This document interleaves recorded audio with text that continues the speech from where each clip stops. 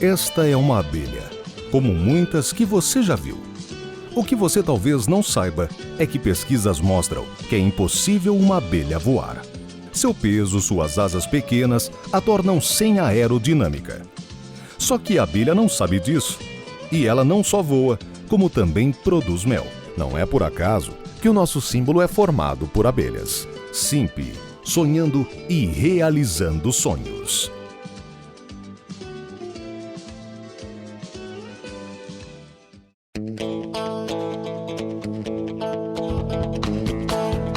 (10 de outubro de 2015), estamos no ar com muitas atrações. Hoje temos o economista Roberto Luiz Stroster. O prefeito de São Paulo, Fernando Haddad, assinou no último dia 5 o decreto que regulamenta no município o Estatuto Nacional da Micro e Pequena Empresa.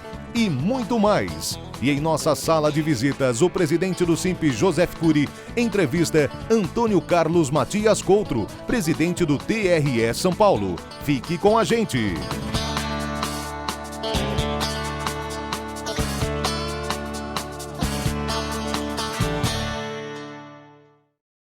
Para falar sobre os impactos da alta do dólar na economia nacional, especialmente para os empresários e as projeções para um futuro próximo, convidamos o economista Roberto Luiz Stroster.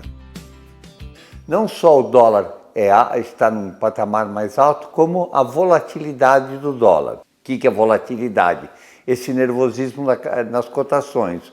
Um dia ele sobe 11 centavos, no outro dia cai 7, no outro cai mais 3, depois sobe mais 8. Essa indefinição sobre os patamares definitivos que o dólar vai tomar acaba sendo um freio para o setor produtivo.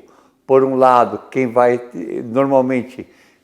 comprar insumos fica com medo do dólar alto e quem vai vender produtos fica com medo que o dólar fique baixo. Estabilizar a moeda é uma das grandes preocupações. A razão básica de o dólar estar num valor tão alto é a estrutura do mercado cambial brasileiro. Você tem, por um lado, um mercado à vista, onde exportadores, importadores e turistas compram e vendem divisas, que é estreito, negocia na ordem de centenas de milhões de dólares por dia. E, por outro lado, você tem o mercado futuro. O mercado futuro são contratos, normalmente de instituições financeiras ou de grandes investidores, que compram e vendem cotações no futuro. Daí o nome. A maior parte das transações no Brasil é feita na BMF. O que acontece? Esse mercado é de bilhões, dezenas de bilhões, centenas de bilhões de reais. Portanto, 500 vezes mais grande em média do que o mercado à vista. E esse mercado é regido por movimentos em taxas de juros no mundo inteiro. Então esse mercado acaba dominando o mercado à vista e faz com que essas oscilações cambiais sejam fortes. O que tudo indica, os fundamentos da economia indicam um dólar no patamar de 3,5. Todavia o nervosismo, e se não for controlada essa dinâmica perversa, o dólar pode continuar subindo.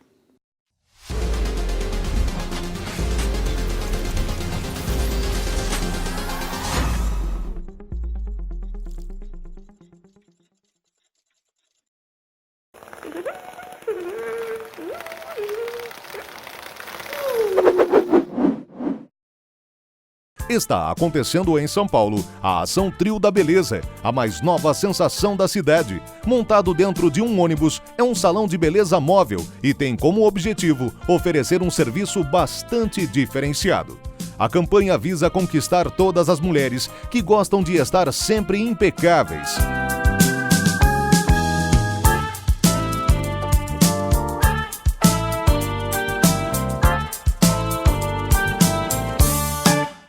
Nos dias de hoje, grande parte das micro e pequenas empresas estão utilizando o advento do marketing digital para fidelizar e ganhar mais clientes, através das redes sociais, e-mails e e-commerce. A gente costuma endeusar tecnologias novas que surgem e esquece do básico. Tudo que está por trás de qualquer tecnologia que surge são pessoas. As redes sociais, na realidade, é uma forma eletrônica de fazer aquilo que a gente já fazia com confrarias em volta de algum tipo de assunto, clubes, turmas de jipeiros, turma do futebol. Isso só foi transposto para o universo digital através das redes.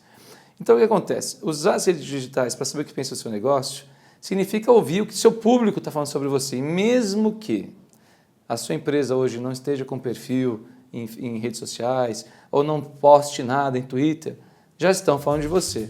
Caso a sua empresa seja voltada para o e-commerce e um cliente desista da operação de compra no meio do caminho, o que você deverá fazer para não perdê-lo?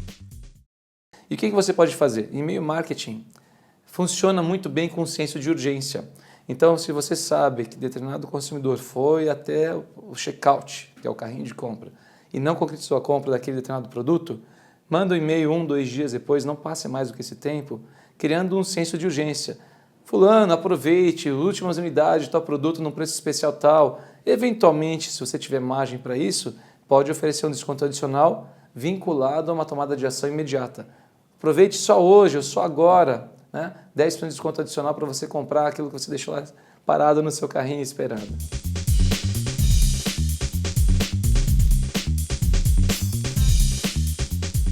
Primeiro, caprichar no site da empresa. O site é o cartão de visitas da sua empresa, ainda é e vai continuar sendo por muito tempo.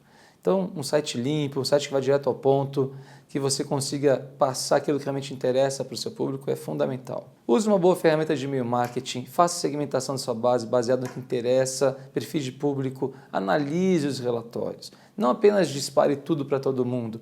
Mesmo assim, você vai ter resultado, mas eu garanto que se fizer um trabalho bem estruturado, você vai ter muito mais resultado.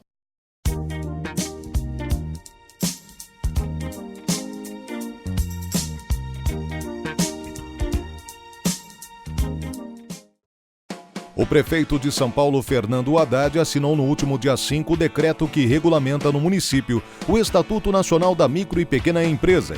A iniciativa era disciplinar o tratamento favorecido, diferenciado e simplificado para empresas nas contratações públicas de bens, serviços e obras. Todas as compras públicas dispensadas de licitação em razão do pequeno valor deverão ser feitas exclusivamente com micro e pequenas empresas e sociedades cooperativas.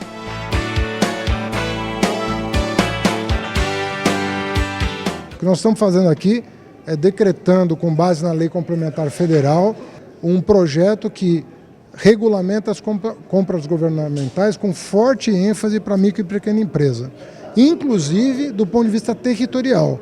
Nós vamos poder estabelecer nos editais uma remuneração até 10% superior para as micro e pequenas empresas localizadas em porções do território onde a prefeitura quer gerar emprego e renda para melhorar a questão da mobilidade urbana, aproximando o morador do seu posto de trabalho. Uma das principais questões desse decreto é justamente apoiar e fortalecer o desenvolvimento local. E agora o nosso próximo desafio é contar com entidades como o Simp e outras entidades representantes das micro e pequenas empresas para que a gente faça a capacitação e a formação dos empreendedores para que eles possam atender as demandas.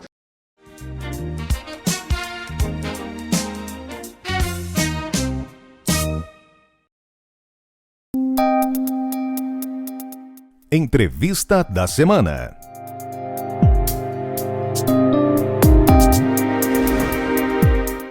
O nosso convidado de hoje é o Dr. Antônio Carlos Matias Couto.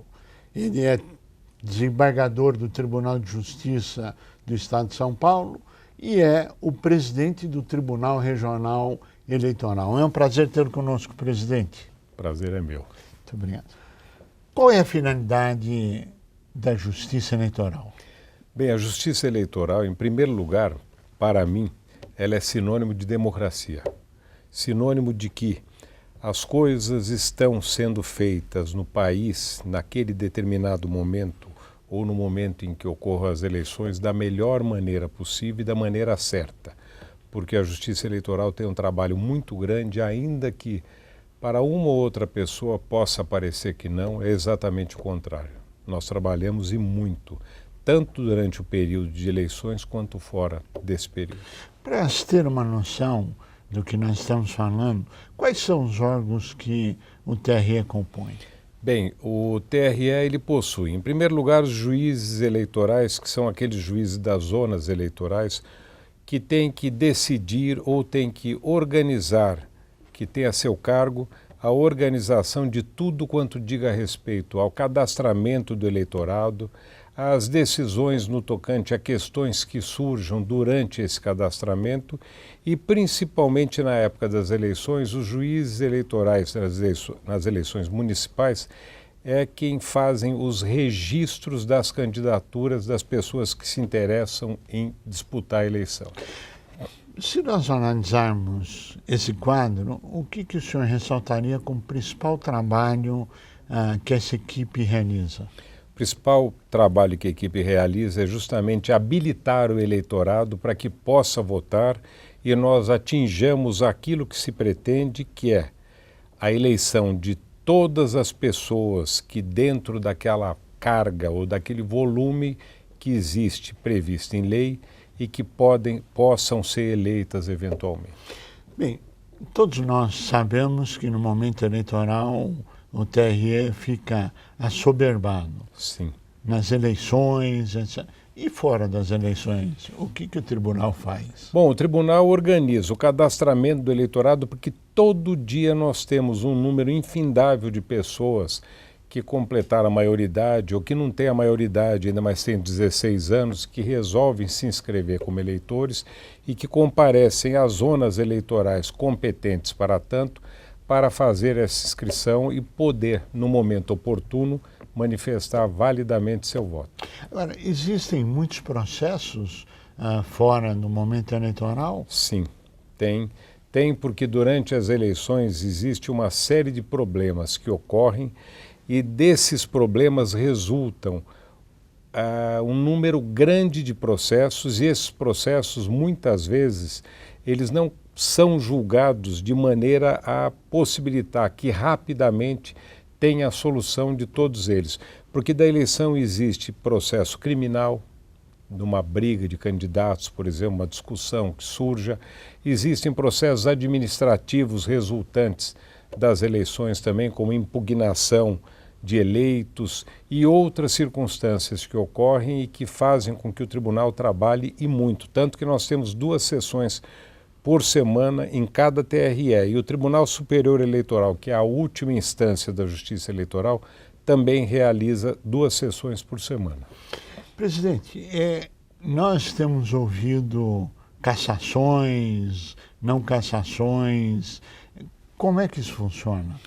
Novas eleições? Sim, qual é o procedimento? A questão é a seguinte, existem algumas ações previstas em lei que conduzem, dependendo do que se demonstrar, dependendo do que acontecer durante o curso do processo, se houver uma prova a respeito disso, acabam por cassar os mandatos daquelas pessoas que tenham sido eleitas. E quando é o prefeito municipal, muitas vezes existe a necessidade de se realizar uma outra eleição em razão da cassação daquele primeiro prefeito que foi eleito. Ou seja, se remove e se promove uma nova eleição. Sim. Isso é muito frequente, isso é esporádico? Qual a incidência disso? Não é frequente frequente demais, até pelo seguinte, o Tribunal Eleitoral, e imagino que os demais tribunais eleitorais dos outros estados também, nós procuramos, na medida do possível, nós somos rigorosos, mas de maneira alguma nós queremos desrespeitar a vontade popular. Sim. Mas naqueles casos em que a quebra do rigor legal é muito grande ou de fato houve a inobservância do que tinha que ser observado, infelizmente a Justiça Eleitoral é obrigada a cassar aquele prefeito que foi eleito. E se nós pegarmos da época de 2014 até hoje, formos considerar, nós tivemos em torno de 20 eleições outras que foram realizadas por conta disto. Ou seja, novas eleições. Novas eleições, embora tivessem sido cassados 51 prefeitos. Quer dizer, algo em torno de 8% foram cassados e algo em torno de 4% com novas eleições. Sim. Agora, o TSE dita normas, dita regulamentos, o TRE dita normas, dita regulamentos, e nós teremos no ano que vem, em 2016, eleições municipais. Sim. eu vejo um ar assim de preocupação, presidente. Por novas normas, por mudança da lei ou pelo acúmulo de serviços? Não, a questão é a seguinte, é que qualquer presidente de tribunal, o ano que vem, inclusive, eu não estarei mais presidindo o tribunal, porque dia 8 de dezembro termina o meu biênio como presidente do tribunal.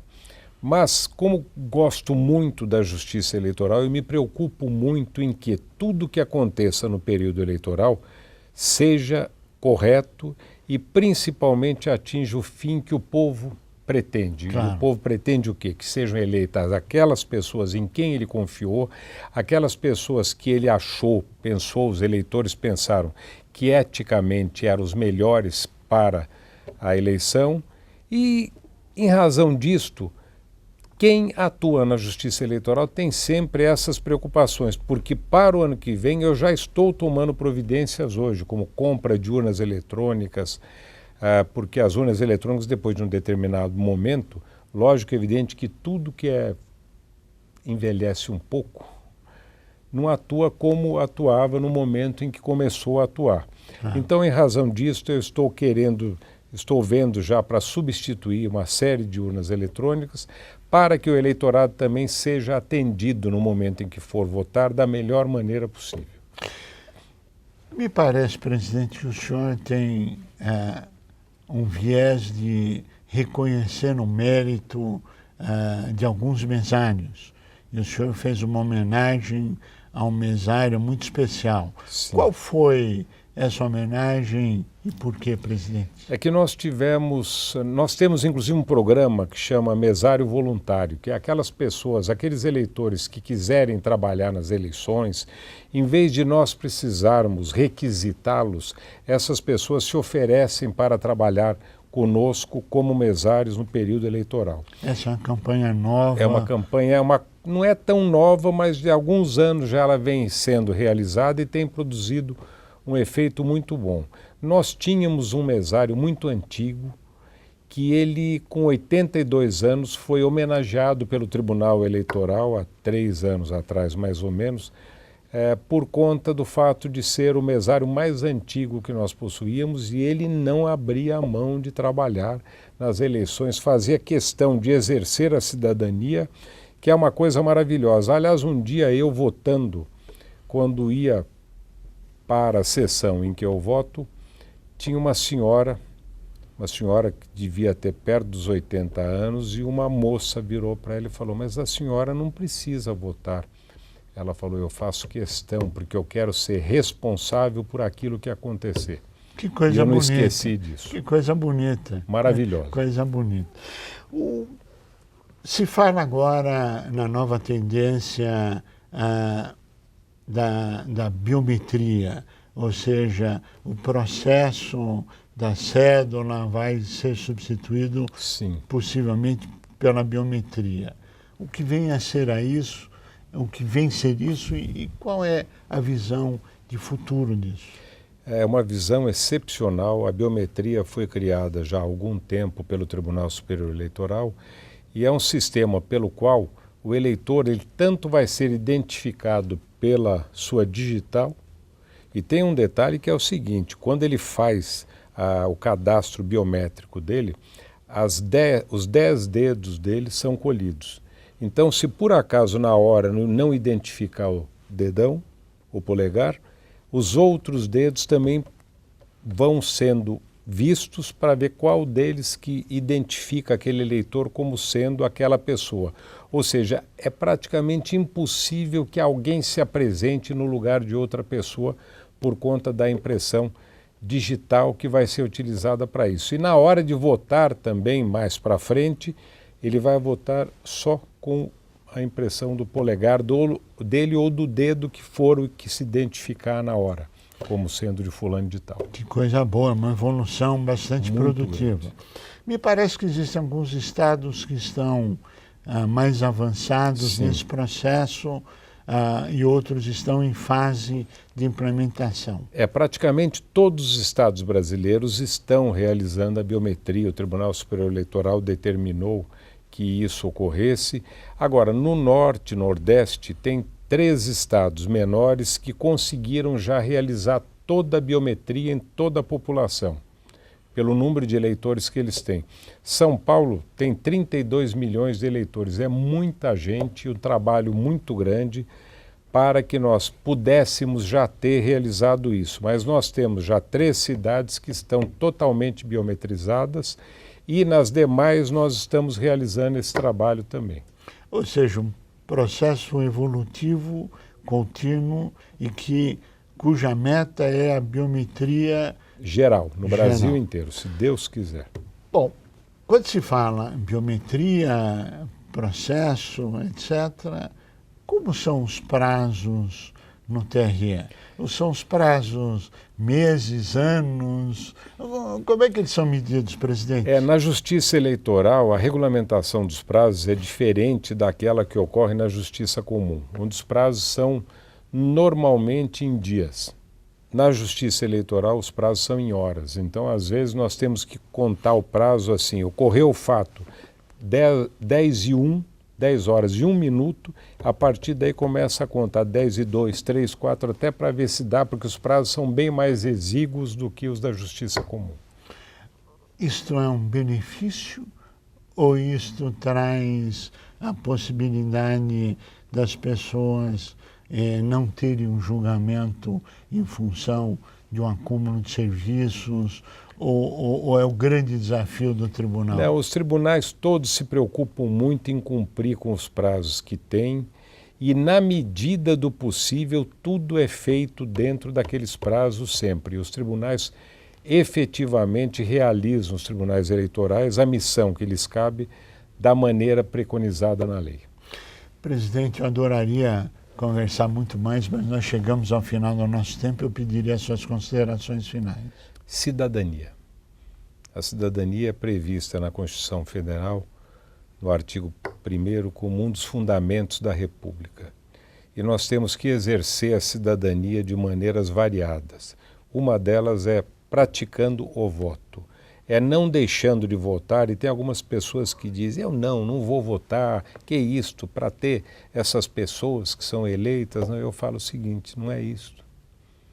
O protesto é justamente votando. Votando por quê? Porque eu procuro escolher o melhor candidato e fazer com que ele seja eleito. Eu deixando de votar, eu não vou estar colaborando para a cidadania e muito menos para a democracia.